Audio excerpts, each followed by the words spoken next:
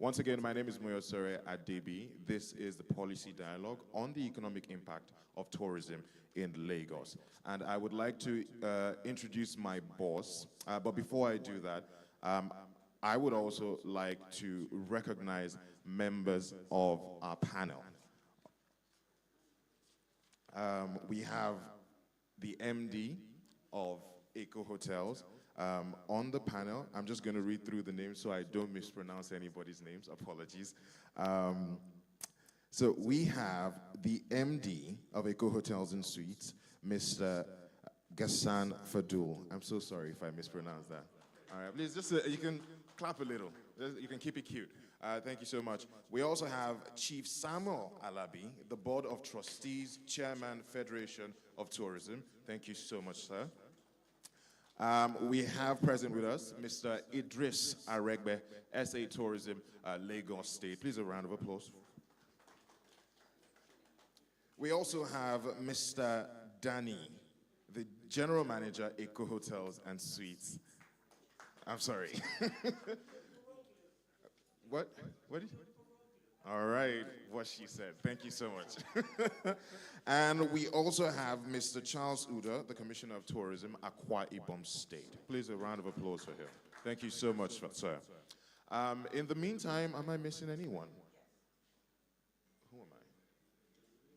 Yeah, I don't want to mispronounce any names. All right, but thank you so much, ma'am, for being here with us. Amazing. Miss Jane Kimemia, the Chief Executive Officer of Optiva Capital. Thank you so much, ma'am. Thank you. All right, it will be time for me to introduce Mr. Ayodele Adio, the Managing Editor of Avalon Daily, to make an opening presentation just to set the tone for the conversation that will be had here today.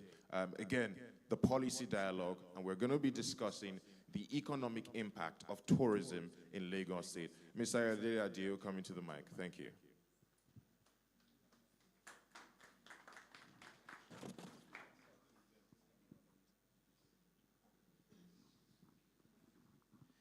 Good afternoon, everybody. Thank you so much for taking time to be here this afternoon to have this very, very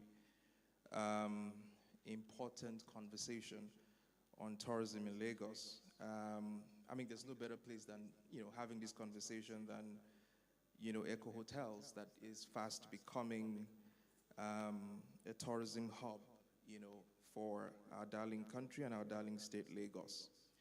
So that I don't bore you with too many details, I would just like to have, a very short presentation of how aspirations are now defining tourism across the world, and potentially how Lagos State can also key into this new trend to redefine its tourism policy, and perhaps, launch a new direction in which would have tremendous impact, for the tourism industry in Lagos. So if you can just have the presentation up, I'll just run through it very quickly in 10 minutes. So essentially what we want to do here is to think about tourism differently. Now, what do I mean by thinking about tourism? Oh, okay. So keep people in front. Sorry.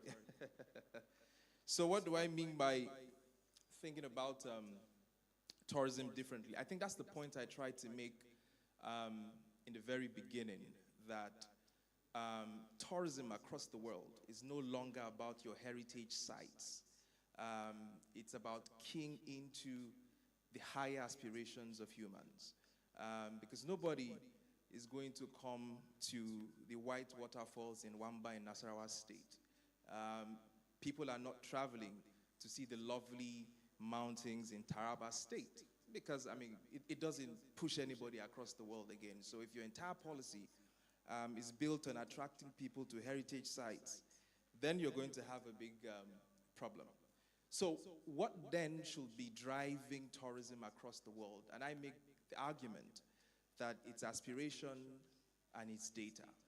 And what do I mean by aspirations? Human beings have reached a point where I think it was Abraham Maslow's hierarchy of needs, where they are no longer driven by food and water. They want to reach the fullest potential of themselves. And if you can't tap into that part of them that makes them feel whole and human, you probably will struggle to attract these individuals to your country or to partake in tourism in your industry. So please help me flip the slides, very quickly.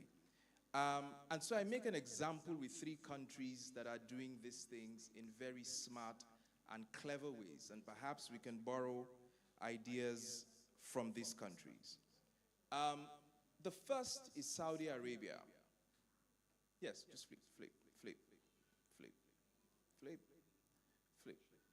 So the first is Saudi Arabia. Saudi has set up an investment fund, and they've spent $15 billion uptake to put that funds together. And their plan essentially is to make Saudi Arabia a destination for sports, entertainment, and events in the entire world. They argue that in over a decade, that would attract about 10% or make up 10% of their GDP. Now, it explains why, if you're a football lover, it would have been impossible for somebody like Cristiano Ronaldo, who arguably is one of the most famous footballers in the world, to leave Europe to go and play in Saudi Arabia. Saudi are attracting the likes of Neymar, who is a Brazilian football star, and other football stars from the UK, from France, from Germany, to all come and play in Saudi. And the question people always ask them is, why are the Saudis spending millions and millions of dollars on these football players just to come and kick a ball in Saudi? And it makes no sense to people outside. But the reality is that the Saudi government realized that young people in Saudi, many of them are below 35, last year alone spent $10 billion on sports, on entertainment, and on lifestyle. And the Saudi government wants that money spent in Saudi Arabia. And hence, their decision to build new sports centers, new conference centers, new stadium, just to create an entertainment industry that inspires hearts and minds. They want to host the biggest tournaments in the world, all to happen in Saudi. And they have put together a clever policy to attract 150 million visitors by 2030. That's what the Saudis are doing. Another country that I want to use as a quick example that are doing something smart are the Ghanaians. Now, they did a clever thing in 2019 that they termed the year of return, right? And what essentially was the year of return, basically. They wanted to attract black people across the world to have some sort of a homecoming to Ghana. Now, it's such an interesting and clever thing to do because the Ghanaians did not spend a dime in advancing the quality of their infrastructure. They did not build new hotels, and they didn't do anything exceptional. They didn't build new bridges or highways. They simply tapped into a part of the black consciousness that wanted to come back home and have a connection to their roots. And they termed it the year of return. And you had all these lovely celebrities, from Jay-Z to Beyonce, to Cardi B, to just name them. All of them were flocking into Ghana from 2019 when the year of return started, and were spending foreign exchange. In fact, the Ghanaian government made $1.6 billion from that spending in just 1 year alone. So the Ghanaians essentially are doing something that the Saudis are doing in a more compelling way, which is tapping to black consciousness, that feeling of having a place that you can call home, where there isn't so much racism, nothing oppresses you. And so they are pulling black people across the world to come spend good forex in Ghana. And the third, actually, is a tiny island, if you'd like, called Ibiza. Now, Ibiza used to be the party capital of the world, especially in the 60s, in the 70s, and more, in the 80s. It used to be party carnival of the world. People went there to have great parties, and they built fantastic nightclubs that supported that.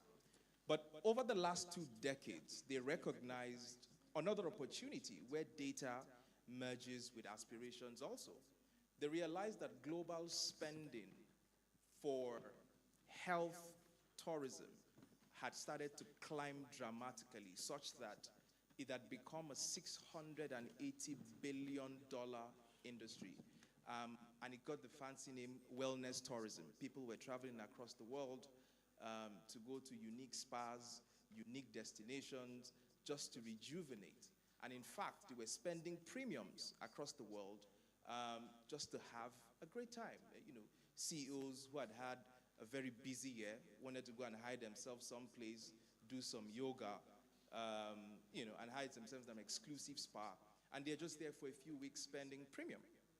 And so Ibiza, recognizing this, decided to start to build world-class spas, world-class wellness centers to attract hundreds and hundreds and hundreds of thousands of people. And they started this unique idea about a decade ago. And in that first year alone, they attracted $600 million. As at last year, they are doing about $5 million on wellness industry alone. So the question is, what is Ibiza doing? What are the Ghanaians doing? And what are the Saudis doing to attract millions of people in their country to bring in foreign exchange and spend it in a way that people weren't spending monies before? And I guess that's the question before us in Lagos.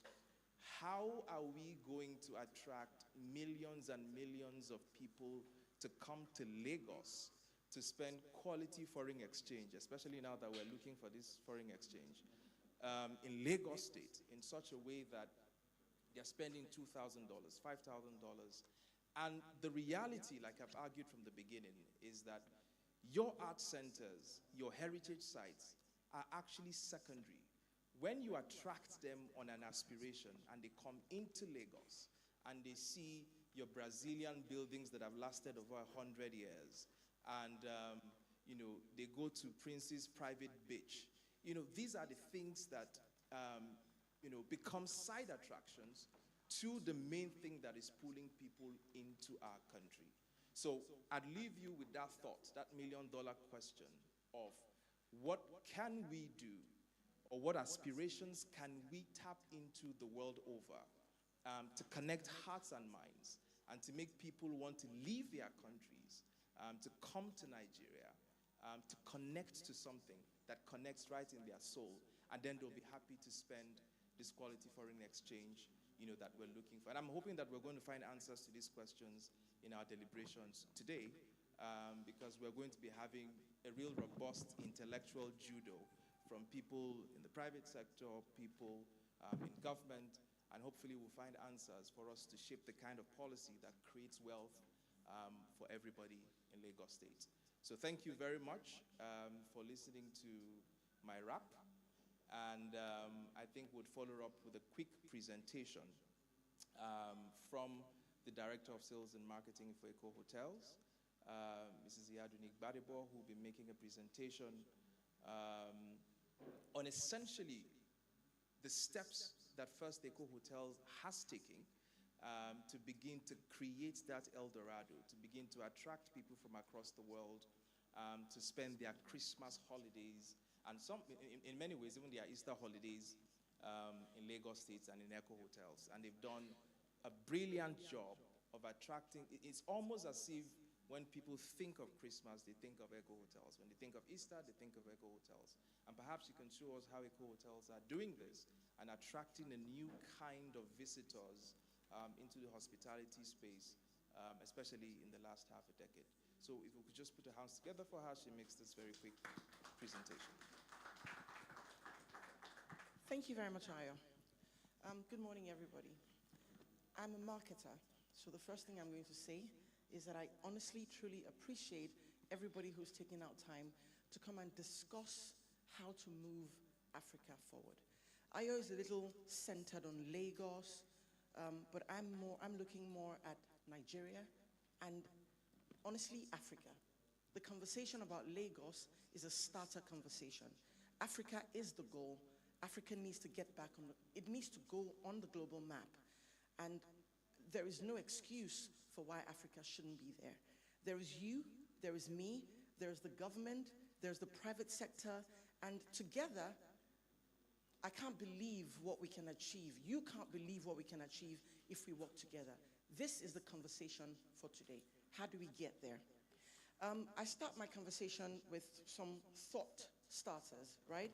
And I dare to tell you that, that Nigeria is on the precipice of becoming a hospitality economy.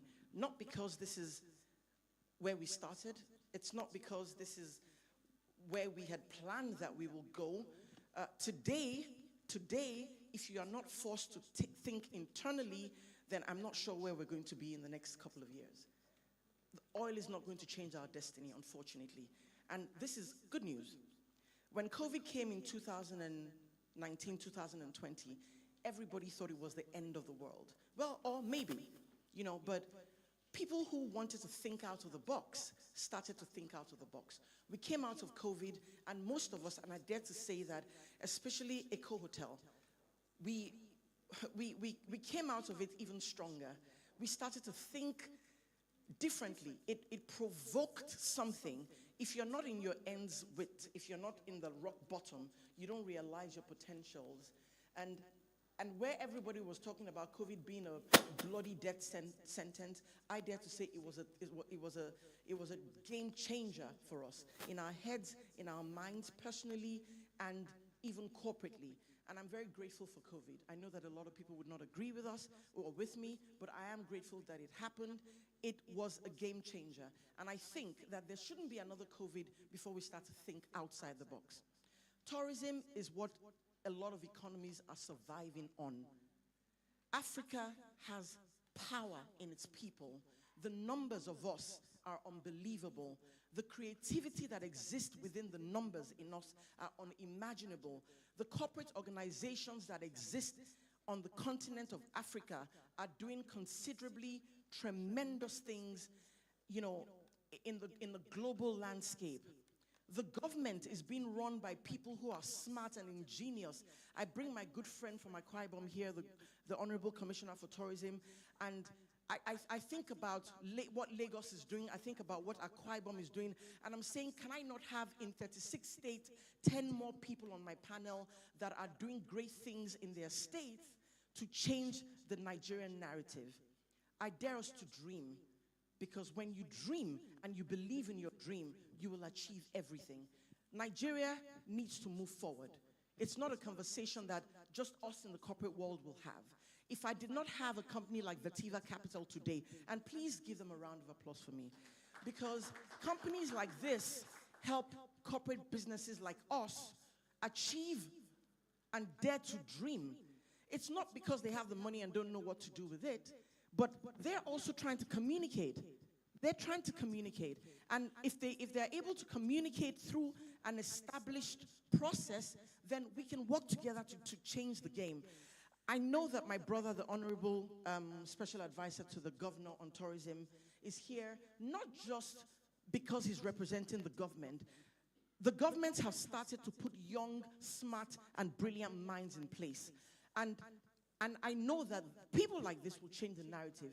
I see him every time on his Instagram page and his social media page, and I see all the things that he's doing. But you know what? He cannot he can't tell the story himself. We have to come together collectively. What Eco Hotel is doing has to be what Lagos State is doing. So Lagos State has to take part in what we're doing actively, not by just being a part owner, stakeholder. We need some serious push here. I know that Akwa Ibom has been doing a lot of great things. I have been looking at them from far away. Their carnivals are compared to the West Indies carnival globally. But are we talking about these things enough? Are we having enough conversations in dialogue like this to just steer a smart way to position everything that individually we're doing that collectively can start to make sense and turn the narrative of Africa? Africa is the goal. Our creative autonomy has been forced to take responsibility of changing this narrative. I'm telling you, after I show you what Eco Hotel has done in the last 4 years, you will believe when I tell you that none of this has a uh, uh, um, major export component. Everything is local. Most of it is local. The creativity of what you see, what you will see, is local. It was done by local people. So you cannot tell me that the talent doesn't exist. Our human capital, talent, and expertise exist fully. We need to now harness that available asset and make tourism holistic, purposeful, deliberate. You know, we have to make that effort deliberate. I have a lot of people here from the tourism space. I have renowned people who are in the travel industry. I have the press here. I have an ex-commissioner in Lagos State who is now the chairman of BIS, who are people in both private, who have tasted both private and public. I think that in this space, conversations that can be had here can do something to turn the narrative of Africa. Nothing is stopping us from achieving smart city status in Lagos. I delved into a doctorate degree. I don't know why. Why I did it, I can't tell you, but I'm in it and I'm about to finish. One of the most exciting things about what I'm doing is how unconsciously everything is linking. You know, we're talking tourism. My topic is Lagos, smart city. Can you imagine the thought of Lagos being a smart city? If Akwa Ibom becomes a smart city, if you take at least 2 major cities in Lagos, smart. Everybody else has moved. Why are we where we are? Why are we still talking basic when we can be extraordinary? We cannot do this if collectively we're not there to support each other to do it. At this point, I tend to talk a lot. I will still talk a lot at some point in this conversation, but I really want to quickly show you a couple of slides that gives you a bit of a history for what Eco Hotel has done in the last 4-5 years in doing its own quarter to change the narrative. So we're not here just talking the talk, we are walking that walk. We're not here trying to convince people to believe in tourism or believe in the potentials of it. We have the private sector here, we have the government here, we have the press, the travel industry here, and this is the group of people that can do that. And I just want to show you where we were and what we've done in the last 4 years, so that you can, maybe in the next dialogue conversation, be showing us what you're doing as well. Thank you. Oneku, can you please share the slides? Thank you. Good afternoon, everybody. Just a quick run through the journey so far for Eco Hotels. No, sorry. Oneku, give me 1 second. For the panelists, there's a screen in front of you. For the audience, there's a screen behind you. So we have you covered. Thank you. In 2017 to 2018, Eco Hotel decided to try out a pilot for Christmas and see what the reception would be. So they were very small scale, happening on only 2 days at Christmas, trying out to see what the response would be. And because of how impressive the responses were, in 2019, they decided not to do it alone, pitched for local talent, who came in to support, trademarked the name and platform, Tropical Christmas Wonderland, and created a combo package of hotel stay and experiences for families. And the highlights were a light up ceremony, video mapping, a children's concert, among other things. In 2020, because COVID happened, a lot of families were not able to travel abroad, and that created an opportunity for us. However, in doing it safely, we reduced the number of nights and did a 3-day holiday, which was fully booked. We had over 3,000 walking guests and family members who were not staying at the hotel, that is outside of the people who were staying, with a colorful, joy-infusing, safely delivered carnival themed event. And then we moved on to 2021, where we introduced other elements.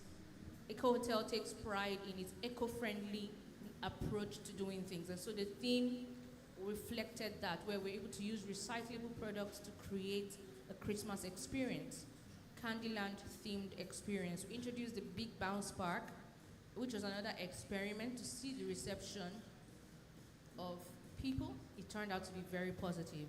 And so that why, leading on to into 2023, we decided to partner with a few stakeholders and launch the, in support, together launch the Hakuna Matata theme park, which was one of the biggest things that happened last year. In addition to deciding to tell an authentic tale of an African Christmas. So, Nico, give me 1 second there. The decision to tell a tale of an African Christmas was purposeful. 2 years before that, we were telling stories to families of Santa. I don't know if anyone remembers what growing up was like. You know, we had the American Bazaar at Christmas. We will go with the families to the American Bazaar, and you will see Santa, and everybody will be telling you stories of Santa coming from the North Pole. We're tired of hearing those stories. Santa still is a fib, and you know, kids will always still dream of a Santa. But we need to be telling our own story, our own understanding of what an African Christmas is. Believe it or not, the child inspired What Next? And we will spend out an African tale of Christmas for the next 3 years. We did it last year, we're going to do it this year, and we will do it again next year. And we will show you how creatively we're telling our own tale of an African Christmas. Next, carry on, please. to help to tell this story properly, we designed an original Broadway play, and we also we also showcased other talents. In extending that tale of an African Christmas this year, we have modified that story to showcase the beauty of African royalty, among other things. The slide shows the evolution of our theme and our logo over the years to reflect from tropical to carnival to Candyland and then to African. In a brief, I will quickly run us through just some of the visuals that tell the story of this year. So in 2019, which was the tropical edition, we converted snow to sand and played with that to allow people truly experience an African Christmas. We put up a video mapping projection over the Eco Hotel buildings, and we brought in some lights to help to tell our story properly. We empowered children that year to showcase their talents.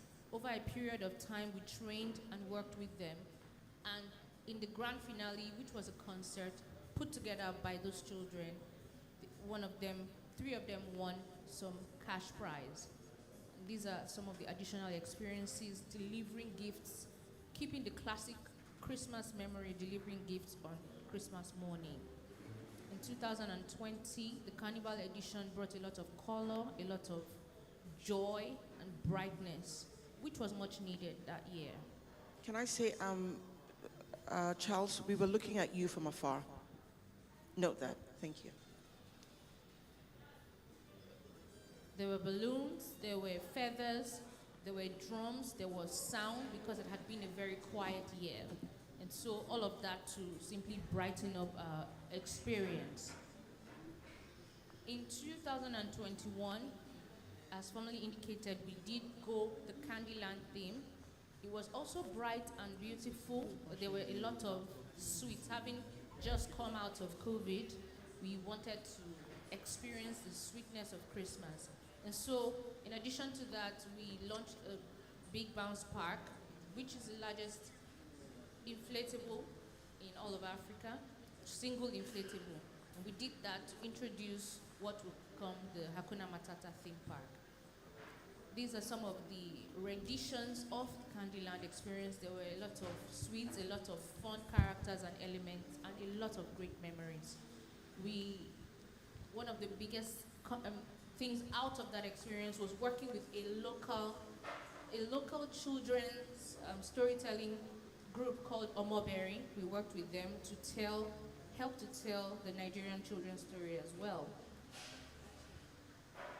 The Big Bounce Africa, and then we had some of our sponsors support us, and we had them display and provide some shelter and covering for at the play area. In 2022, we launched the African theme, and we showcased what Christmas could be African style.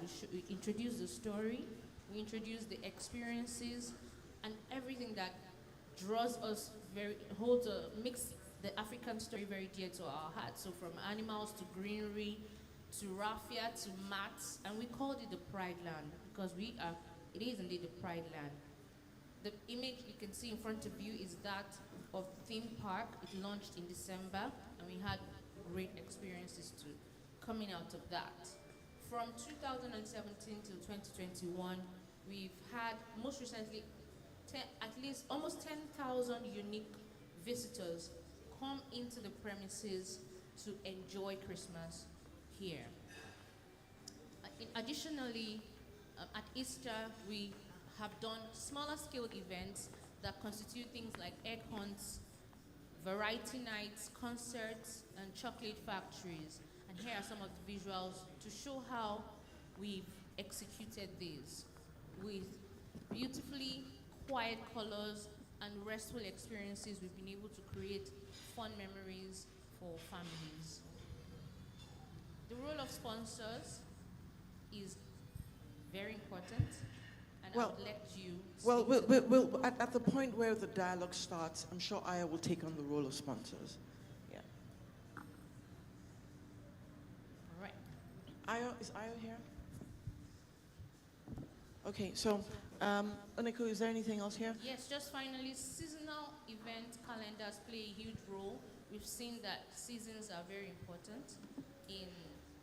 Seasons are critical, and I'll allow you to throw some more light on this, but just saying that seasons play a huge role in the tourism experience, and we find out that at certain times, for example, the convention center is completely booked out because we have people traveling into the country. So using the seasonal experiences, we're able to create content that allows people to enjoy their stay here. Okay, we tried to make this as brief as possible. We will share some more slides with everybody if you would like to see a little more of what we've done in the past. But at this point, I'll allow Ayo to start the dialogue conversation. Thank you.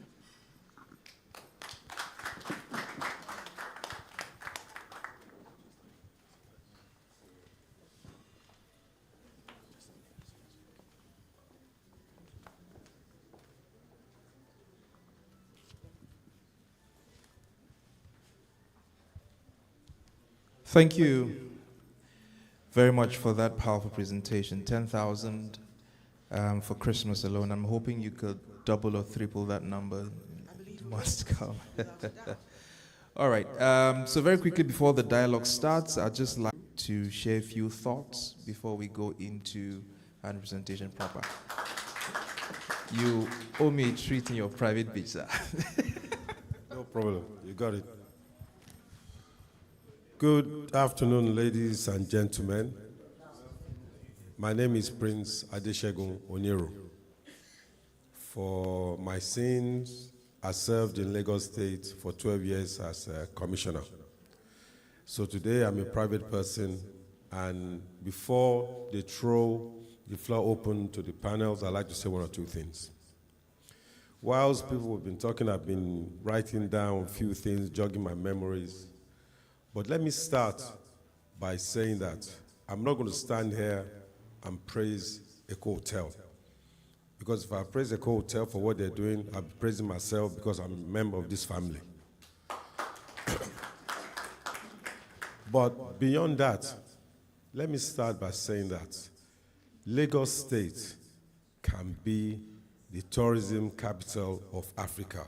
It is doable. It is possible.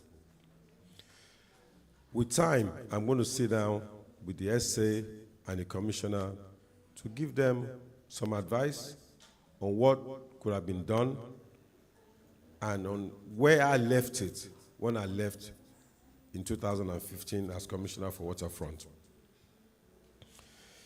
Now, you see, in Lagos State, we have a coastline that we're not really utilizing. Between Badagry and Ekpe, we have about 182 kilometers of coastline. And if you have the opportunity to fly that coastline, you'll be shocked what you see and what you can turn it to. And that's just Lagos State, over 180 kilometers of coastline. Now, beyond Lagos, let's look at Nigeria. Nigeria coastline today, abutting 8 littoral states, is about over 852 kilometers of coastline. And why am I talking about this coastline? I'm talking about this coastline because this coastline is fast disappearing because of coastal erosion. Before you lose it all, I think it's time we start protecting that coastline, which is part of the conversation I'm coming to have with you and your commissioner, and turn it into something that will attract people into Lagos. And beyond Lagos, I know what Akwa Ibom is doing, I know what they're doing in Calabar, because Donald Duke's my personal friend, and I know what he did and where he left Tinapa. But once Donald left, Tinapa turned to something else. It's a shame. So this coastline that I'm talking about, we in Nigeria, we can turn it into a gold mine. It's easy. It's very, very easy. The full details of what I'm talking about, I won't go into it because maybe one day they will bring me in as a consultant and I can earn some money. Now, for the first time in about 5 years, I'm going to spend Christmas in Nigeria. And why am I doing that? I'm doing that because I no longer want to part with the little dollar that I have in my pocket, and I'd rather spend Naira than to be spending my dollars abroad. Normally, I'll go to Dubai with my family, and believe me, what I spend every Christmas to New Year, today, if you translate into Naira, you're talking well over 100 million Nairas for every 10 days that you go away. And let me spend that Naira here in a hotel.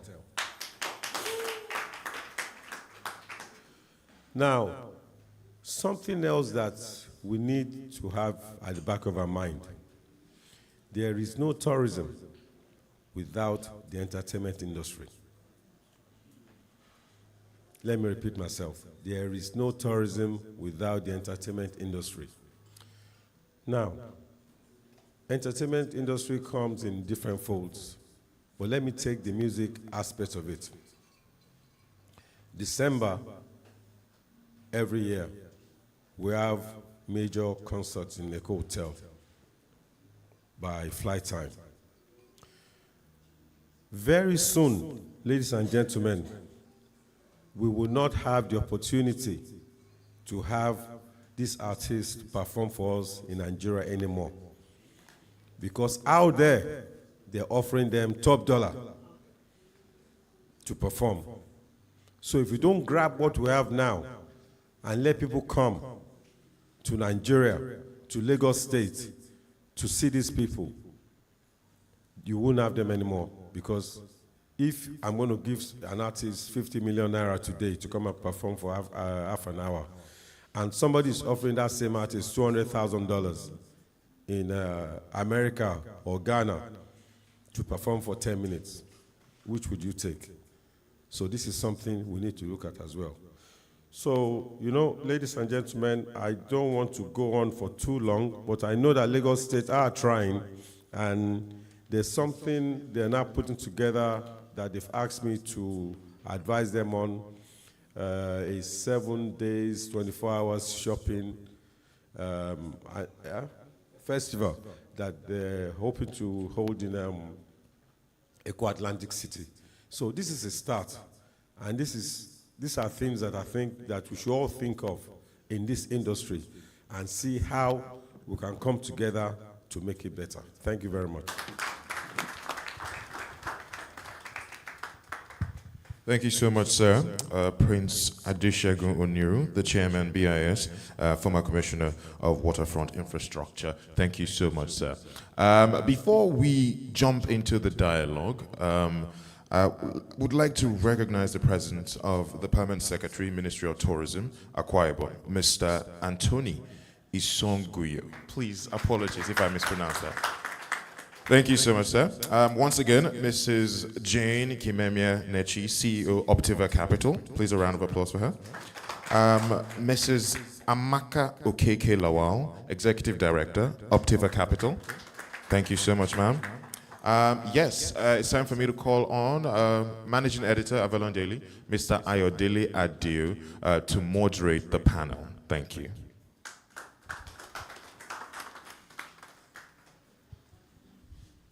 Okay, thank you.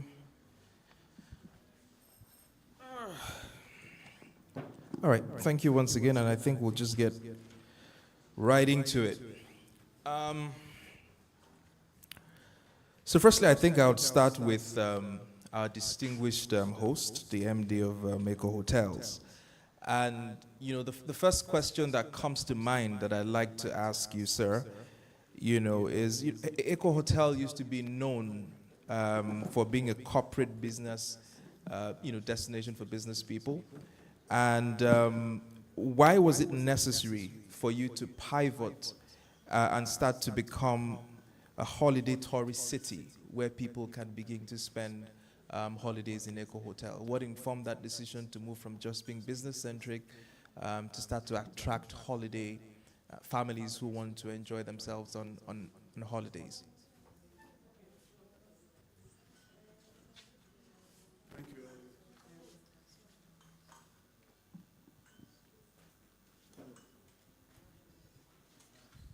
Thank you, Ayo. Ladies and gentlemen, good afternoon. Ayo, it starts with our policy in our company. When we took over back in 1997, we had a plan to grow and to diversify. And when we have started in Eco Hotel, we had only Eco Hotel and Eco Garden. And over the years, we were able to develop additional hotels to provide to the market additional categories of rooms. We have developed convention center that can seat 5,000 people. We have developed meeting rooms and so on and so forth. Now, at that time, we have started the diversification and the shift from a core business hotel with the convention center that can not only host a conference and business exhibition, but also, like our dear Prince said, entertainment, like from concerts to other kind of entertainment. And also like our able director of sales and marketing, and how we started with the Christmas and why we said let us shift.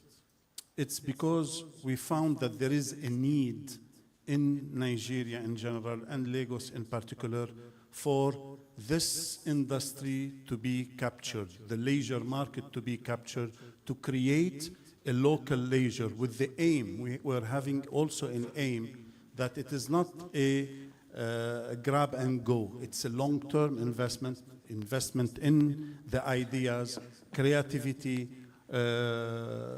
and be not only for Lagos as Lagos, but also with the aim of being a national, regional, and on the international map of tourism. We as Eco Hotels Limited, with the support of our shareholders and board of directors, they had also the same aim because we believed in Nigeria. We believe in Lagos. We believe that Africa in general is rich. Nigeria in particularly is rich, not only by its natural resources, but also with its human capital. And this is how we every year when we started 5-6 years ago with the crisis of the financial crisis and people were not able to travel for their holidays, we say, why will they go? Let us create something for them to let them start spending Christmas and their holidays in Nigeria. And believe it or not, it was also the first Christmas that I decided to keep my family here and say, let us stay here. Why should we go elsewhere when we have, Prince said, you have coastline, we have beaches, we have all kinds of natural resources that God has blessed Nigeria with. Let us use. And also, as a hotel, as a hub, also we are blessed with such a big plan and such a big land. Let us develop it. Let us create something. And this is how we build it up. So we had this vision that we need to develop a local leisure market with the aim of becoming national, regional, and on the international map of tourism. And thank God that our owners, they believe in what we had to put to them. And this is how we started the pivoting and diversification. Interesting point you make there. And this makes me quickly bring Mr. Aregbo into the conversation, because what essentially has happened is that the economy has given you a penalty to score.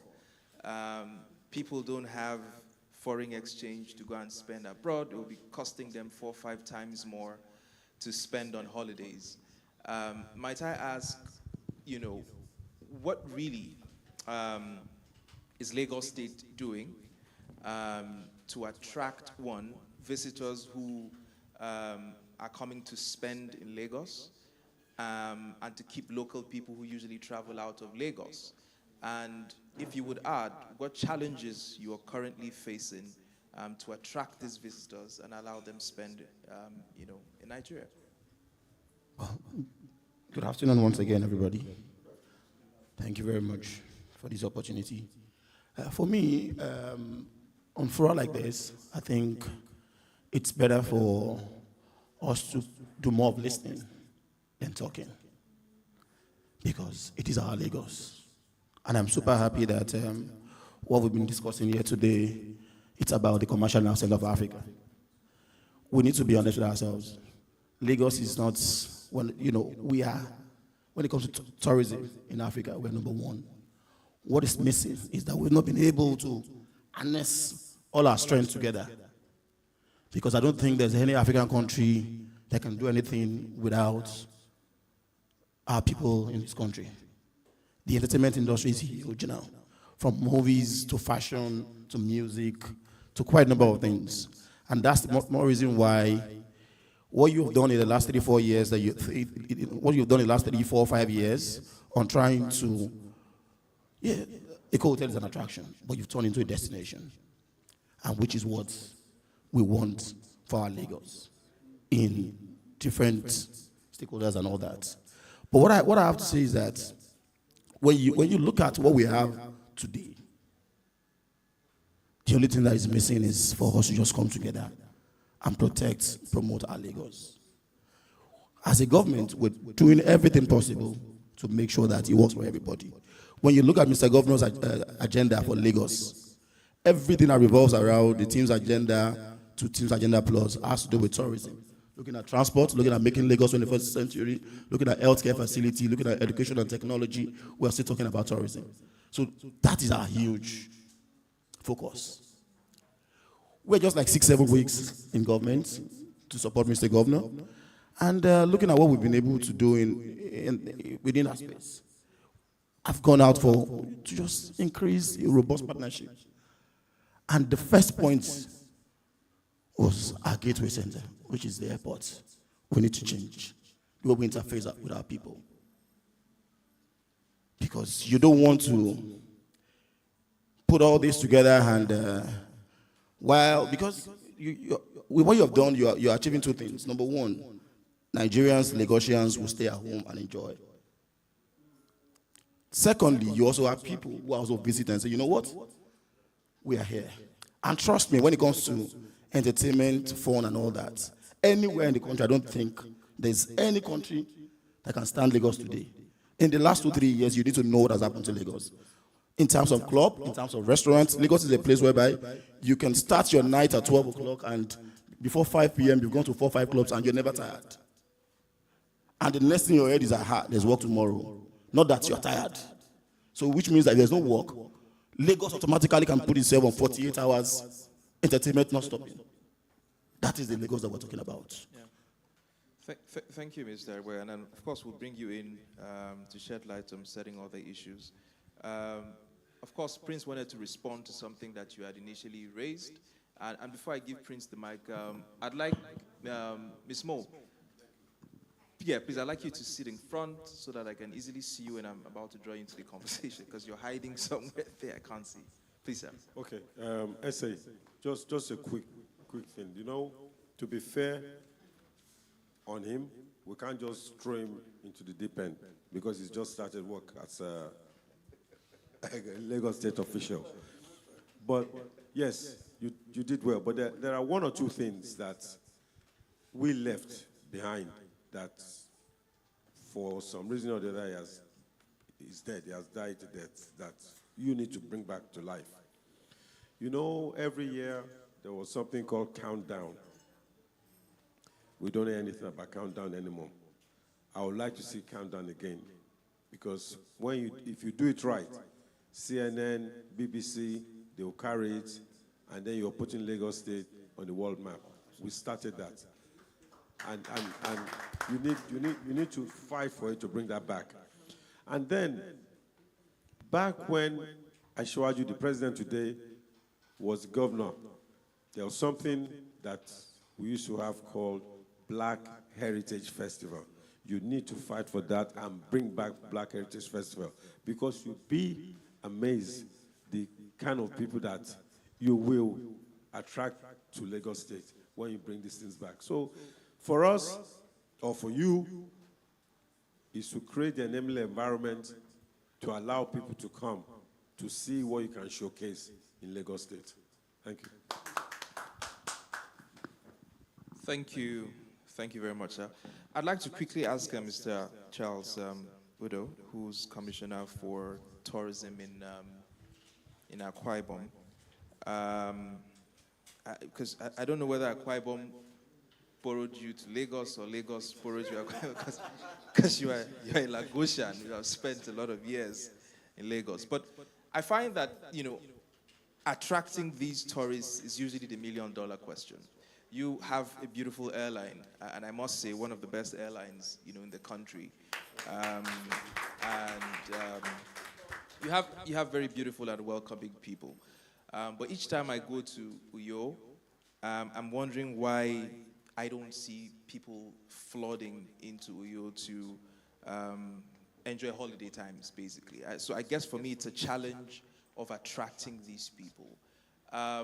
What do you see in your experience, having spent a few months, running that office? What has been the number one challenge in trying to attract people? Firstly, even local tourists, people coming in from Kanu, from Abuja, to spend time in Uyo, and then the step further and attracting international, tourists into your state. What's been your number one challenge?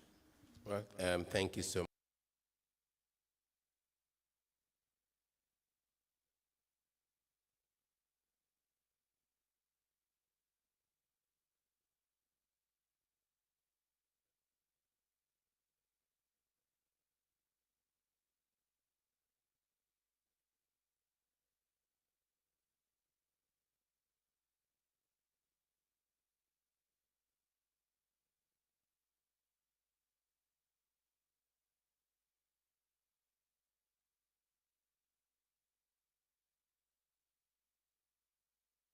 That got into Guinness Book of Records. I'm not sure anybody have beaten that yet.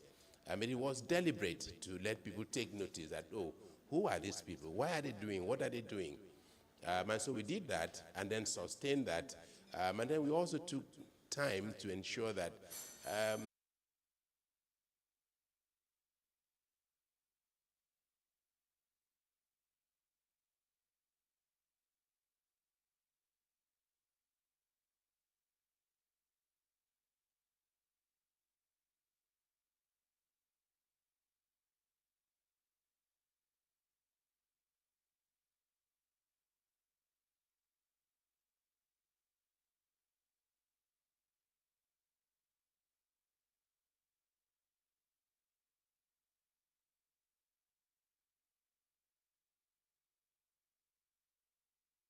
law on which it was.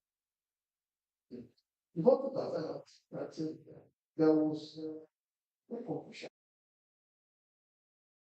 That's power from the police states. But that's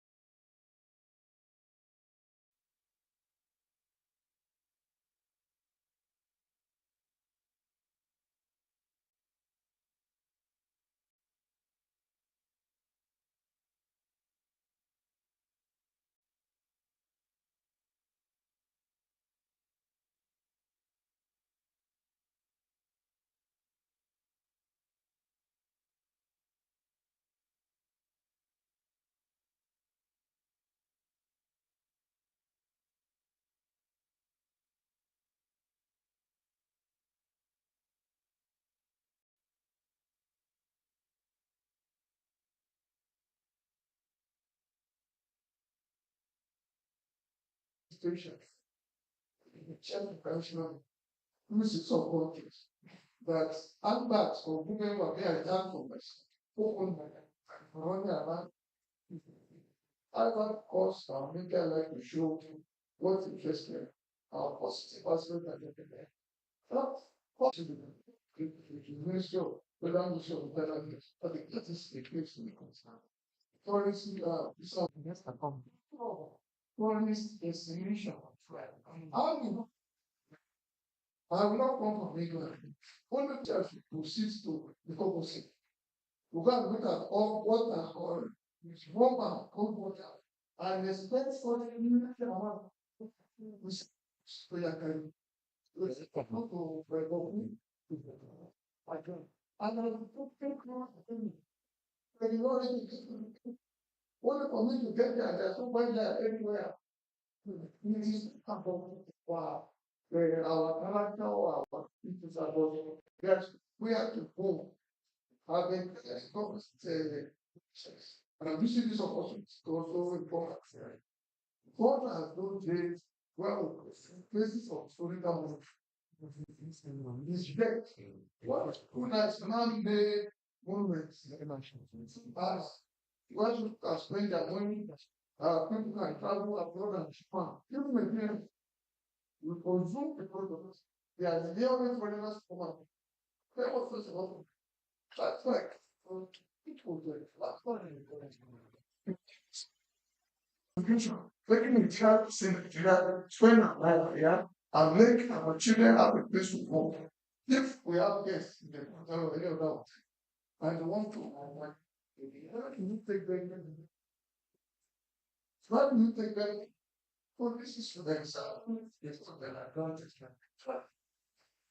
What on the friend? What on the friend? I want to salute what the government is doing. Yeah. How? What is my president of president? And I'm sure government officials hearing me will stop because I never find anything with government. I represent an association that we going to necessary cautions in our association membership of the union. However, to participate because they are done separately because last week, I think festival village was if you had one, yeah, that is huge money. Not that too it is working. What on the street of Lagos is having gain. In fact, not gain. I'm also aware that people spending and people different when security agency to that thing. This is how we have years and years and years number of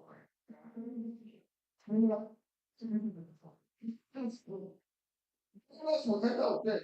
I've been knocking room it is solid this year, Lagos State government launched tourism development master plan. Who I created, who I participated, the shortcoming which I want to say before I agree is that any government in Nigeria remembers tourism. What comes to their mind is revenue to integrity. It's like you see your son, your child. What should be in your mind is, oh, which school do I send this person to? Which is the normal thing. However, the parents which governments have, whether local government, whether state government, whether federal government, it's all about even if the child is crying. Today in Lagos, the same premises, Lagos has gone there to create what we call the last part, Lagos State Party Authority. And you won't believe for the car park that we applied to fight by that planner. The same government is saying will pay state permit for the oh, it's not for regulate or issue permits. Now I can make it off. And then what? It's shutting it down. Right,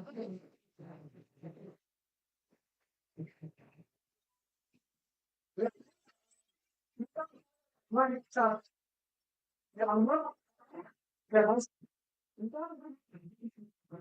it took off, the current company.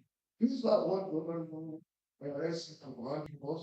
They may not be aware that that is the translation of the new regime. I give it to this governor, very overcrowded. He has this thing here. That was why the government refused the language salary that was 2018 when it came to 2018 and the government they even gave discount for previous years.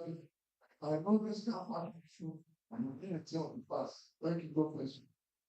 I and I will don't have I just say one thing that Chief have given us context. Where we are today, the comparison has to be global. Lagos has done a lot. Akwa Ibom has done a lot. We have to start comparing ourselves to the world. It's a lot in comparison to the world where we should be. This is a question that we need to just have in our minds. Thank you very much. Thank you, Sally. Thank you. Thank you. Talking about the world, I wanted to bring in the CEO of Tipa Capital. Before I have two incredibly brilliant young people who are changing the face of tourism and travel the world. And you know, there's a small town, United States, Delaware, that you know is a bit like what I would call the tax haven of the world. So if you open a credit card in Nigeria, a dollar card in Nigeria, you're likely to have invested in Delaware. So that tiny state attracts billions and billions of dollars. But people across the world who open cards, who set up businesses and pay taxes in that state. In fact, they have the most expensive lawyers. And we have found a way to see biggest attractiveness from across the world. So it means that there's an element or relationship between business, you know, as far as why I wanted to ask you, firstly, you know, what your recommendations are if we're looking to enhance wealth management and investment migration in Nigeria's tourism sector. And you may also want to add that to, if you can discuss the potential benefits of tourism in Nigeria and how wealth management services can help individuals and businesses leverage growth. Because we're viewing tourism as a private sector driven industry with government just merely paying us on what All right, thank you very much. Good afternoon, everyone. Yes. So I think the question, you know, what you're drawing a parallel to in terms of like Delaware or any other city, I think you're talking about is what is the value proposition? How do we start to attract investment into the tourism sector across Nigeria? One of the things I was just looking at it in terms of how do we attract investments? You know, you've given an example. What is the reason why people go to open accounts and basically account business in Delaware? It's because they have defined a value proposition. So, what is the tourist value proposition that we will define? The hotel has done a fantastic job. Akwa Ibom, I think I'd like to go there. They talk about the best golf course, and I've been looking for that. As you can tell, I come from Kenya, and we are big on tourism. So when you talk about clients, when you talk about attracting You're looking at right from the airport. What are the different parts of it? What's that ecosystem? What is the value proposition for Nigeria or for Lagos when it comes to tourism? Is it going Is to it be going to be around, around, like you like you say, the say, entertainment industry? Is it the fashion industry? There's a lot of excellence that's scaled up. You know, with a lot of thinking through, scaled up is a big attraction because you're talking about what is that value proposition. So I think there's a big responsibility to define that, the value proposition for tourism. Secondly is how do we fund these? How do we, because when you have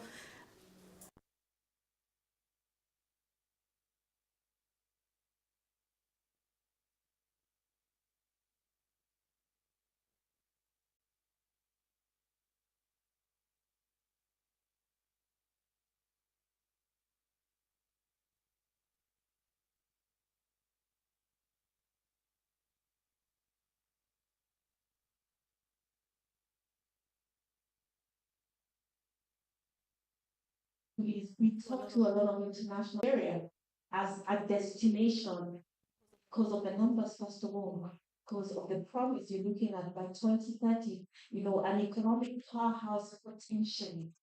But what are the structures to be able to harness its interest? Because a lot of times it starts at interest. When people start looking at the enabling environment, they're looking at risks, you start to break it down. So part of what we do is how do you actually do the intermediary between the interest internationally and the actualization of that? Before we even talk about direct foreign investment, there's a lot of local. Absolutely, so much wealth. You've worked across different markets in Africa. And I keep saying there's nowhere you have the kind of wealth depth that you have in Nigeria. But how do we harness these two structures that can be trusted to basically pull funds to go into specific investments? Because that's the challenge. So much of this wealth is actually leaving the country because what does it do? What are the vehicles, investment vehicles created that can actually people can invest in, raise bonds or investment vehicles. So we're talking about local opportunity and pulling the investment capacity that there is. And then a big one is diaspora. There's a huge Nigerian diaspora that is very wealthy, that is always looking for that connection. So when it comes to funding, but everybody is looking, I think the big question is trust. What are the vehicles to enable investment? How do we put together that? And I think that's part of our challenge. Apart from that is the enabling environment. You're talking about infrastructure, you're talking about ease of doing business, you're talking about the macros in terms of all the different aspects of the macroeconomic stability that is so important to attract this. So I think this is a very, very interesting discussion that cannot necessarily be exhausted, but uh, really a lot to in defining what is the value proposition of tourism, then how do we fund that? How do you create the enabling environment then to be able to actually execute? Thank you. So I'd just like to quickly recognize the presence of Mr. Ruben Abati and Ms. dear wife, Ike Abati, um, Permanent Secretary, Permanent Secretary of Lagos State, um, Mrs. Tony Tekoja. Yeah. So yes, now I want to quickly bring Mo and Chiamaka into the conversation because if I have my numbers right, Mo, you visited just to experience these countries as a tourist, I've done this for a couple of years. And I wanted to ask, firstly, I know that you do these out of curiosity at first, but what is the, because there are certain countries you always talk about going back again to visit. I wanted to know what the magnetic pull of these countries are that makes you want to come back again, that keeps for time. and what are the things that we can borrow this countries that can help us also attract people. I do think that a bunch of different things depending on where country are. And the tool for Lebanon is very simple. I feel like when you show you'll be all over the place, everywhere, all over people. So I literally get into the roots and from the airport, I can take, I can just rent a car and I just drive. Now, for me to be able to do that in a country where I don't know anybody, I don't speak the language, is, and it's beautiful. The landscape is beautiful. So for me, I do think that what are the stories that we are telling ourselves about, Lagos or anything. So if someone asks you and say, okay, why should I come to Lagos? What exactly is it? But if I think about again using Lebanon, I think about I'm like, yes, I want to go back because I want to have that relationship, right? So there's a story there. It's very simple thing. Another thing also for me is that with Lagos, it's almost as get to the airport and that even though you're this welcome to Nigeria, but it's really I grew up in Lagos. I would say I'm Lagos babe, right? But every time I go to the Lagos airport, it's still not easily navigated. I can't navigate it easily. So it almost to me, it's like, okay, so me, but I'm still having, challenge just to navigate to the airport. Much more like someone else who's like a foreigner, right? So I do think that there are big items when we talk about infrastructure, I will talk about transportation. I will talk about work activity. But I also think that there are very basic things, little stories, right? That we can tell ourselves and tell others about ourselves.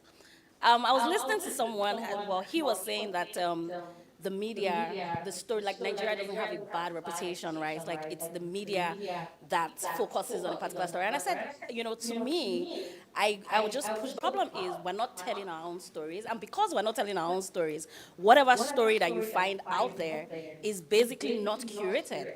So with countries that have tried to grow their tourism revenue, and when you think about it, the one trend that is consistent, like Albania has always been Albania the way it is, has always been beautiful. But it was recently that it picked up as a tourist destination. And when you think about all those different places, one common thread is the storytelling around that particular city, country, place, whatever it is. And I do think that that's the piece that is kind of missing for us. We know that I know that Lagos is amazing, right? Whenever I leave town, I miss it. But also, what is the story about Lagos? Why are we not saying those stories? And I mean, to answer your question in simple terms, the reason why I'm drawn to different places is just because of the simple stories that place tells me about itself. Interesting. So we must tell better stories. Because tourism also has a huge economic impact, which actually is even the basis for our conversation. How it creates jobs, it helps builds communities together, and creates opportunities for across the board. And I'd like to ask Mr. Danny, who's the GM for Eco Hotels, if you'd some insights, on the economic impact, some insights on economic impact. Especially the local community, that happens, especially in December, Easter. In many cases, it's all year round. Thank you very much. Before starting, please allow me to appreciate the intellectual developments of the CEO of Viva Capital. Thank you. And we're really glad to have you as our partners. A couple of thoughts, if I may. Nigeria is my country of adoption. Yeah, and I'm a Nigerian fully now. However, I come from a country that is Greece, where 50% of the GDP annually comes from tourism. That is approximately 30 billion euros every year stay in Greece because of tourism. And 30 million people visit this annually. During COVID, when we had the issue of people could not travel, there is suffering mightily because of the lack of tourists coming to us. Now, why do I say that? I say that because we have not realized in Lagos and in Nigeria the potential of tourism. We are just talking. We are just talking. A country of taking in 30 million tourists every year. And actually, this number of tourists comes between March and October. We still have about 6 months that are unexplored. And actually, the government there is trying to explore this possibility. So imagine Lagos State would have 20 million people live or more here. Okay, what is the revenue that we are producing? 30 billion euros is more The deficit of the Nigerian budget this year. Imagine. Imagine the potential. So, my recommendation will be we have to become smart because sometimes we see things very locally in Nigeria. What can we do in Lagos State to attract tourists? It doesn't work like that anymore. We live in a global village. The global village has rules and regulations. The global village has global players. We cannot be looking at Eco Hotel to attract tourists. Lagos State cannot be looking at the hotel, the island down the road to attract tourists. We cannot be looking at one singer here, one singer there, or something like that. It has to become something that will be a roadmap. It has to be something that will attract serious effort, intellectual, mental, all the stakeholders on the table, discussing, harnessing, and seeing how year after year, we develop the tourism industry. So I strongly believe we have to see it from the other side, the side of what is the potential that we are missing, rather than what can we do here, let's bring a festival here, a musician there, and so on and so forth. Now, this is on the macro level, let me call it like that. On the micro level, everybody has to make their own effort. And that's exactly what we do in Eco Hotel. So we recognized one thing. 18th of December every year, the hotel was dying. I was going to the reception of the hotel and it was like a graveyard. Simple as that. And we said, what can we do to change that? All the expatriates were taking holidays. Every staff were cutting staff in order to minimize cost as much as possible. And we said, what can we do to change that? So we had to change the narrative. Always opportunities come with hardships as well. When we started, it was the time when the Naira went to 350 at that time, believe it or not, from 200. So everybody said, okay, we cannot afford traveling abroad any longer. So imagine now with the dollar at 1,300 Naira. If my prince will stay here, because he doesn't want to spend dollars in Dubai. So these are opportunities for us. The fact that Emirates do not fly to Dubai, it's an opportunity for Lagos. It's an opportunity for Nigeria. We come to the point now that Eco Hotel will run at full capacity. So we will have to tell people, sorry, we cannot accommodate you. Sorry, we cannot take your reservation. You cannot spend this beautiful Christmas you were thinking here because we are fully booked. However, this is also an opportunity for somebody else to develop something, And we're looking forward, actually, to the enabling environment from Lagos State, to give this opportunity and to encourage and to give us more and more push for us to develop this leisure market and this tourist destination that Lagos is. Thank you, Mr. Dani, so eloquently put. Let me quickly ask my good friend, social prefect, like we call her, because she organizes all of these tours and, essentially gets people together to travel experiences across Africa, Kenya, Rwanda, South Africa, and I'm here wondering, what you would like to see change for you to be able to sell better experiences for people from Kenya to coming to Nigeria rather than exporting us to all these African countries and in Europe? Why is it easy for you to take us there? What would you want to see change for you to be able to sell tourist destinations in Nigeria and bring people home here? Okay, thank you very much for having me. It's an honor to be here. Can you hear me? Okay. Okay, so I would say that there are lots of things that I would like to see change in Nigeria for us to attract more tourists into the country. But one of the major challenges, let's even start from the beginning, the visa, to get a visa to Nigeria the process is quite stringent, and that the Nigerian visas were very expensive. I'm sure a lot of people did not know that. So if we start from the basics, fixing the visa, for example, that's like one of the first things people think about when they're about to visit a country. So when we have foreigners want to come into the country, the first thing they'll think about is how easy is it to get a Nigerian visa. So if it's easy to get one, then they would easily visit. So that's one thing that we should solve. And then I think one of the major things I would like to see solved is the infrastructure problems that we have in Nigeria. So I take tourists to a lot of sites, different sites around the country. I take tourists to lots of different sites around the country. And one of the major things that we don't have... Should I go on? Okay. So we go to different sites, different tourist attractions around the country. And one of the major things that is a challenge is the infrastructure, like how the place looks generally. We don't have a lot of our sites, tourist attractions don't look great. And many of them also don't have the facilities that they should have, that the world-class standard of those facilities. We have great hotels like Eco Hotel and several other hotels, but when they stay at the hotel, they also want to see different sites. And in Lagos alone, I can list off the top of my head about 10 sites to go to, but we need more. We need more things to attract them. We also need a lot of events. I think events are big drivers for people to go to visit different countries. I travel to some countries because of the event. It comes to events now.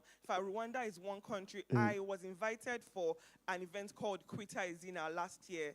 And it's a baby gorilla naming ceremony. And it's actually a very big event in Rwanda where they name baby gorillas. And to hike to see a baby gorilla, or to see the gorillas rather, in the mountain used to cost $1,500 for one person. But now, for Africans, they reduced it to $500. But that's still a lot. And you find a lot of people going to hike to go look like out there in the wild.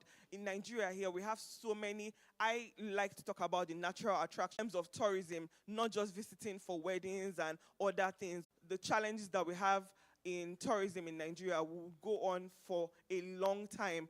But I believe that it can be solved.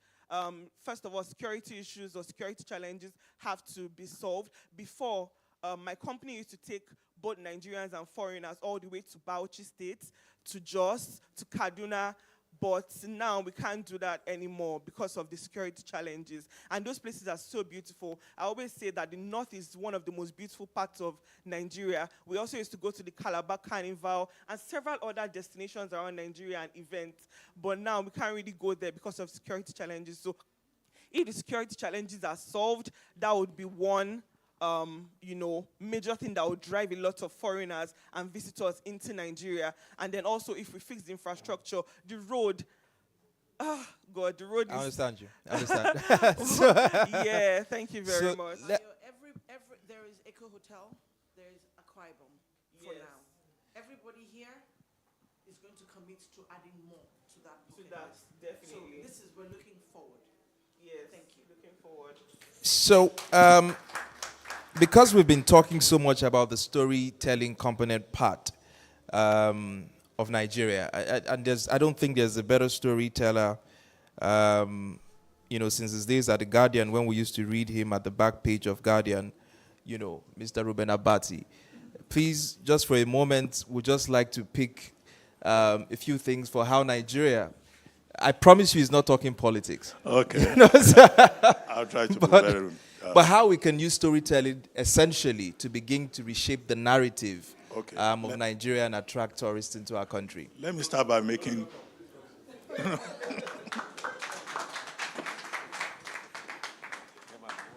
you, sir.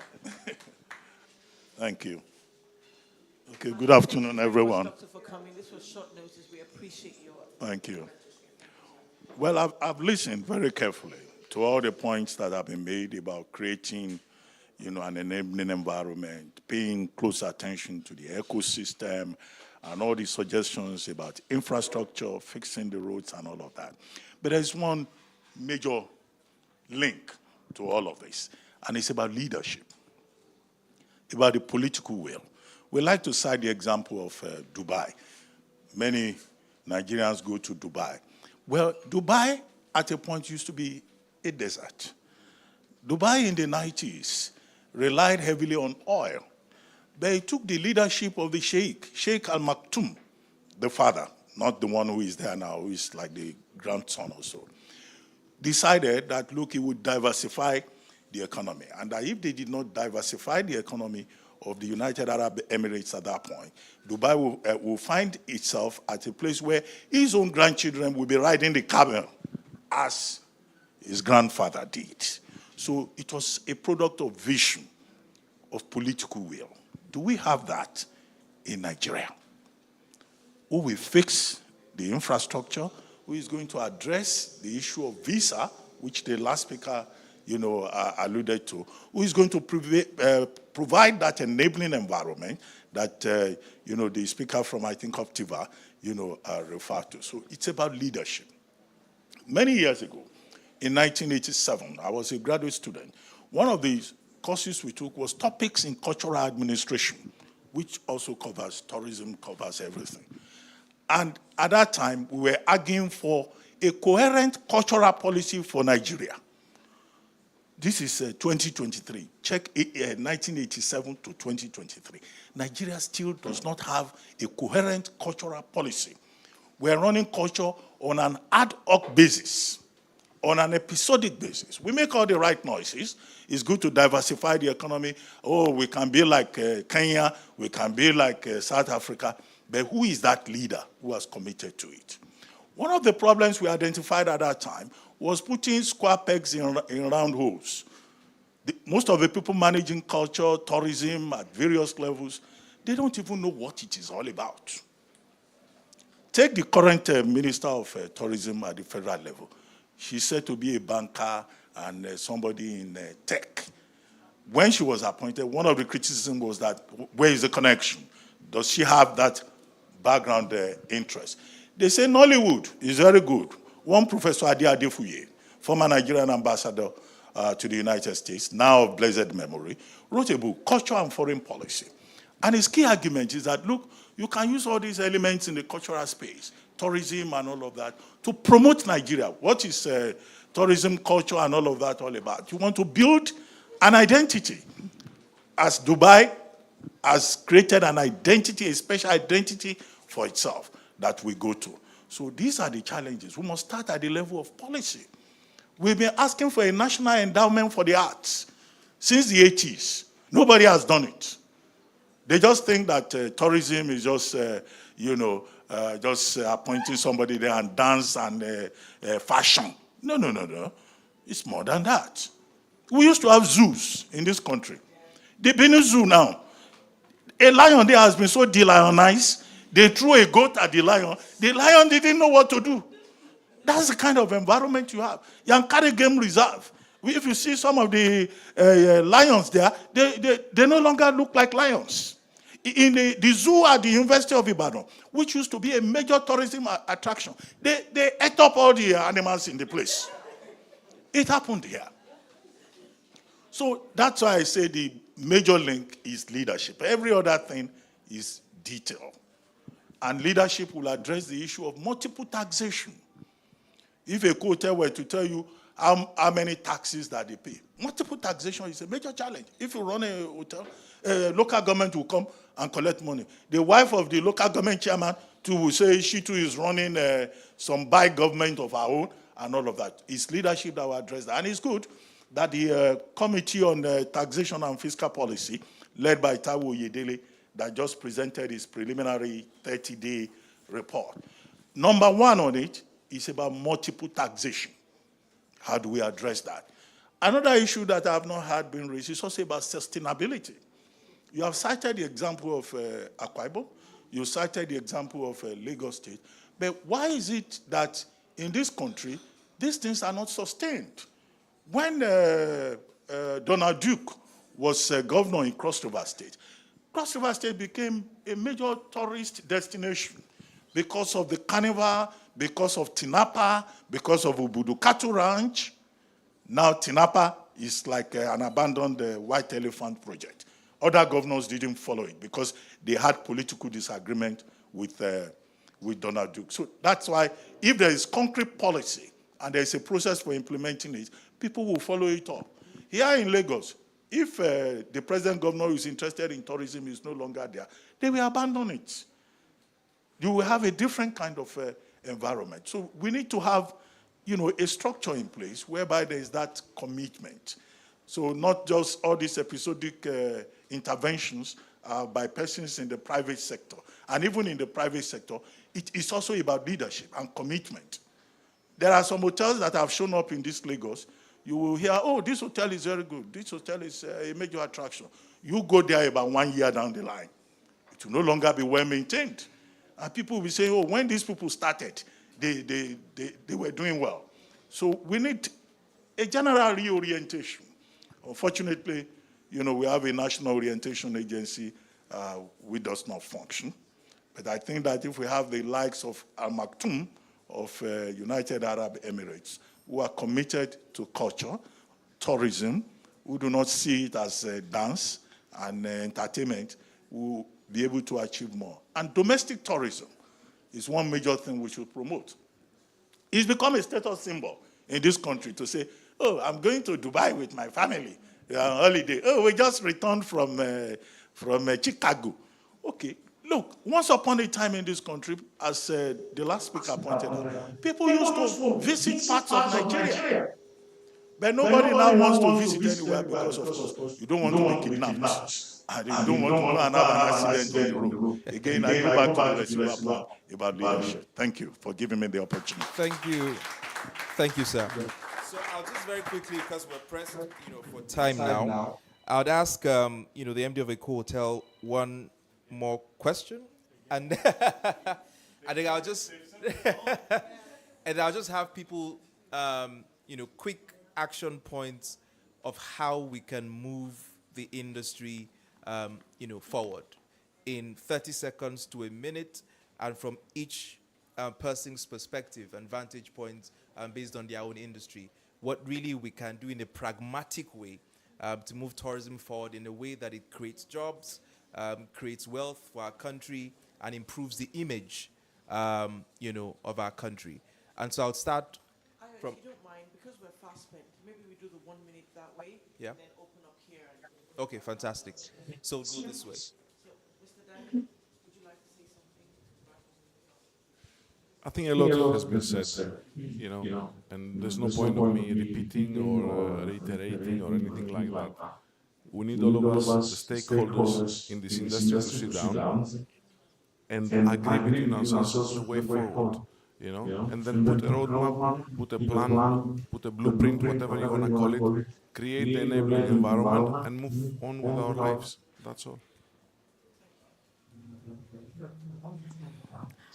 Okay, I think in summary, your summary would be exactly mine. I mean, it has to be at a higher level. This has to be at a macro level. The recognition of the opportunity and that willingness and commitment to create that environment, because that's a bigger picture. Then now we can get onto the details. The rest is really just, there's a lot of detail onto these. So it's two ways: commitment at the macro level that is can be defined into so many enabling environment, infrastructure, client's journey, value proposition. Then on the ground, what is that ecosystem that we can actually create, and what's the value proposition that is going to be different for Nigeria in terms of tourism? Thank you. I believe we as private sector like Danny just said, we have to get together and we are supposed to be the advisors of what this sector needs for it to develop. Once we put ourselves together, like we do our internal brainstorming into creating activities, into creating products, we have to all together collaborate with each other, draw the roadmap, advise the government what we need in order to support our plan and in order to put Nigeria on the regional and the international map of tourist destination. Thank you. Okay, just to reiterate my points about building that synergy between the private sector and the public sector will require a commitment on those who lead us to understand leisure as an important part of building society. What developed societies do is that they promote leisure as state policy. And then you'll find that people, can then take advantage of tourism, and seeking happiness through the opportunities that tourism offers. But look at Nigeria today. How many people would think of leisure? The poor are saying, let us breathe.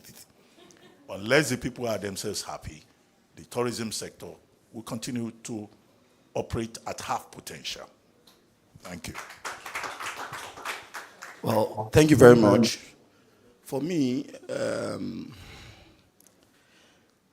sir, I want to appeal to you. What we have in front of us goes beyond leadership. We also need to believe in our people. It goes a long way in making things happen. And I know that you are a strong voice when it comes to media in this country. Trust me. Even our own children, they don't trust us. That is the kind of society that we live in now. And for us to get it right, are we running out of time? I don't think so. As a matter of fact, we are even running into time. Tourism is huge everywhere in the world, and we can take our own share.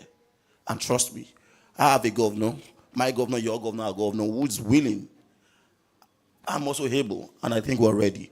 But we cannot do it alone.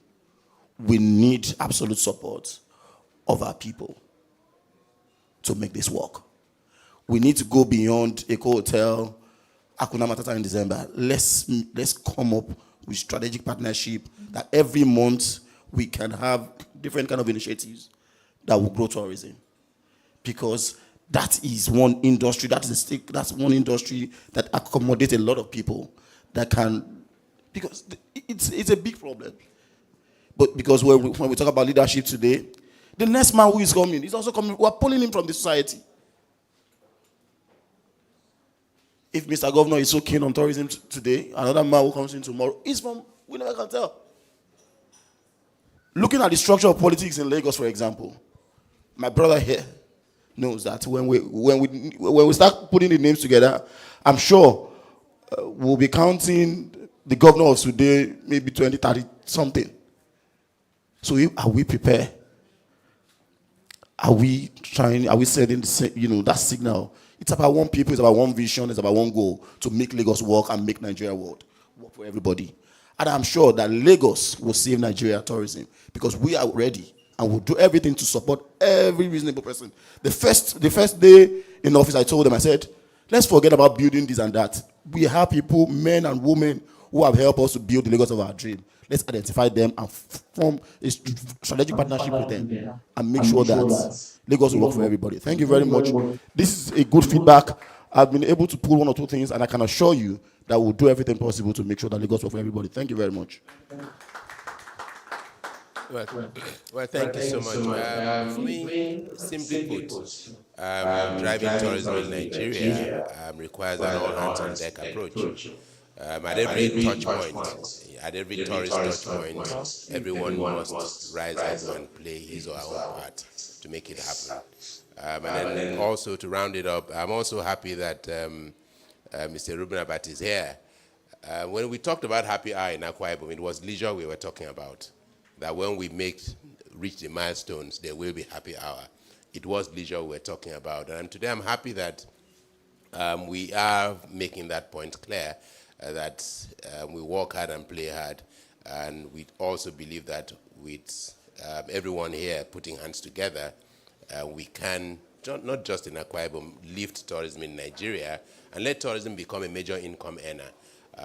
Our oil is drying up, and so time is now for all of us to join hands and make Nigeria great again. Thank you.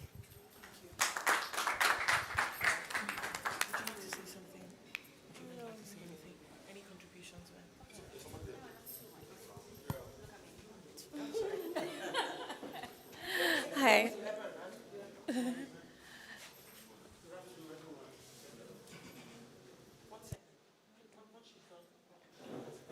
Okay, this is a fantastic conversation. Thank you, everybody. I would say that for me, just in closing, pretty much the same point I made earlier, that we have to be much more intentional about the kind of stories that we tell. For anybody who watches Korean shows here, I recently got into them, not only Squid Games, I know that's the one everybody knows, but when you watch Korean shows, you see a lot of intentionality with how the food is presented. And it's just a TV show, you're watching a movie, right? But there's so much intentionality with how the food is presented. And I'll hear people tell me things like, oh, I want to go to Korea just because I want to go there to eat. Now, this is something, and for me, when you think about like places like Korea, which is also, somewhere that has been able to use like soft power be able to use tourism to grow their soft power, it just tells you that it has to be intentional. And I think somebody mentioned it here, at different touch points, everybody is involved in that process. So I do think that, again, we have to figure out for ourselves and say, okay, what are the stories that we want to tell the world about us? And then everybody kind of like toes that line. But for tourism in itself to happen, it has to be deliberate. It's not just going to be, oh, you know what, it's time. So, and that's where I guess the question on leadership actually comes, because I actually agree 100% that there is no way we can do this, without a lot of political will from the top. So it's a great conversation. Thank you, everybody. Thank you. I'll have Prince speak last, and then one more person. Did you want to say something?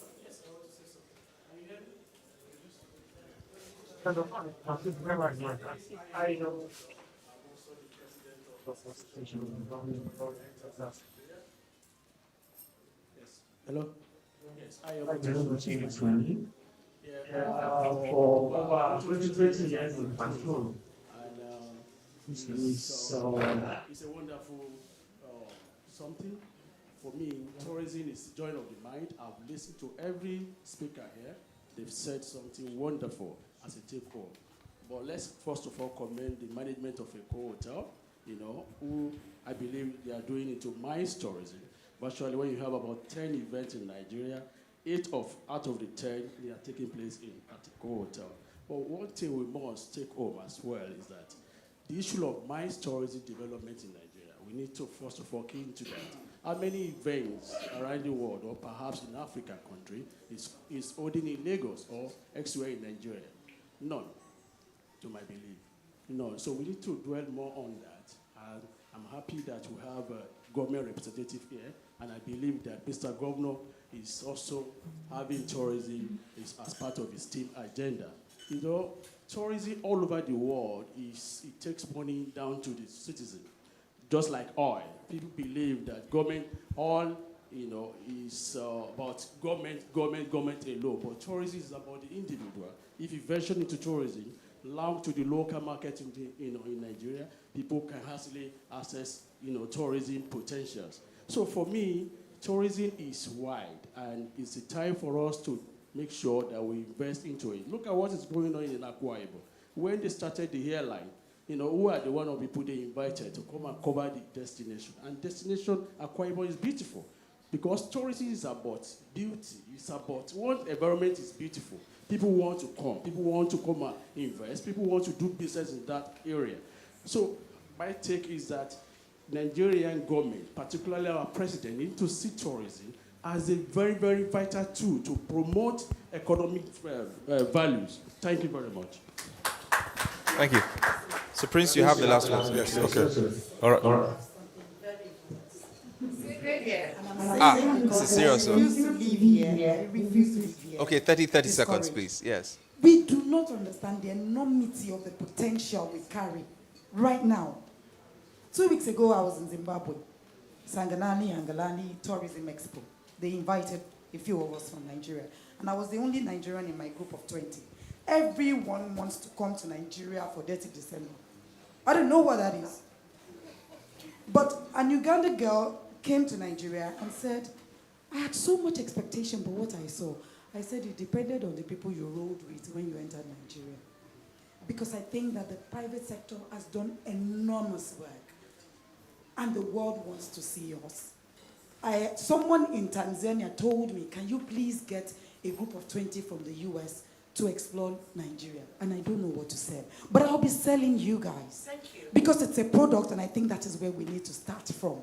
To the government, if you begin to put together miniature efforts at selling Lagos and Akwa Ibom as a destination, let's start from there. Thank you. Nothing more. Thank you. Please. All right, excellent afternoon, all. My name is Kelo Matindawa, and I'm listening to all the speakers, and I believe that we all agree that we need to reinvent tourism. And while everybody was speaking, I was taking some notes because I feel that those are the things that I'm also going to take back to the public space. But we can begin to micro-scale tourism. But I feel that it's a whole new chapter entirely, especially when it comes to invention of tourism. And this will enable us when it comes to the financial weak members of the society in terms of tourism participation in terms of tourism business. And I feel that today we all need to actually take advantage of technology, because technology is a new medium today that everybody is trying to tap into in terms of validation with everything you're doing. So I'm asking myself, investment is a virtual technology, and how can we start using that in terms of artificial intelligence to further enhance tourism? Thank you. Thank you very much, madam. So, Prince, you have the last word, sir. Okay, thank you. Real quick, my takeaway from all this today. I'm glad when Dr. Abati got up there, he wasn't here when I spoke, and he also used Tinapa as an example. And that goes a long way, because when Donald was there, what he did was phenomenal. He left, he went downhill. However, may our Lagos State never be like that. Continuation.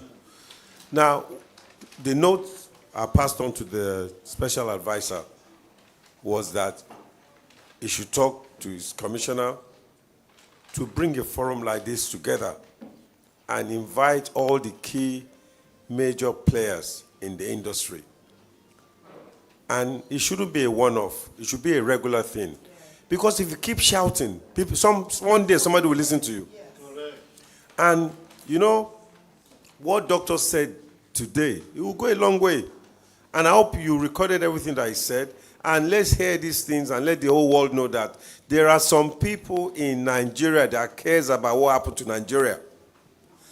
And until we get it right, we should not stop shouting. Now, you mentioned Dubai and other places, but if you look at the Dubai story, by the way, I'm also a resident in Dubai. They never, ever, ever report anything negative in their press. Check it. People get stabbed, people get killed in Dubai, but you'll never see it in their press. But one thing that we're very good at in Nigeria is reporting negative news at all times. We need to get our press men and women together to have a rethink, and if we want to move Nigeria forward, we need to start rethinking what we report in the press. Thank you. Thank you very much, sir. So let me just say a very big thank you for everyone who's come come from far and near to spend the afternoon with us, to have this very robust intellectual engagement.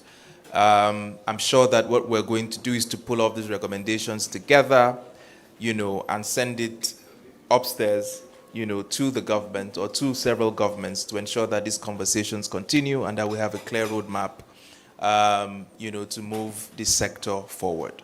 So thank you once again for spending your time here, and this is a fabulous place to draw the curtain on today's event.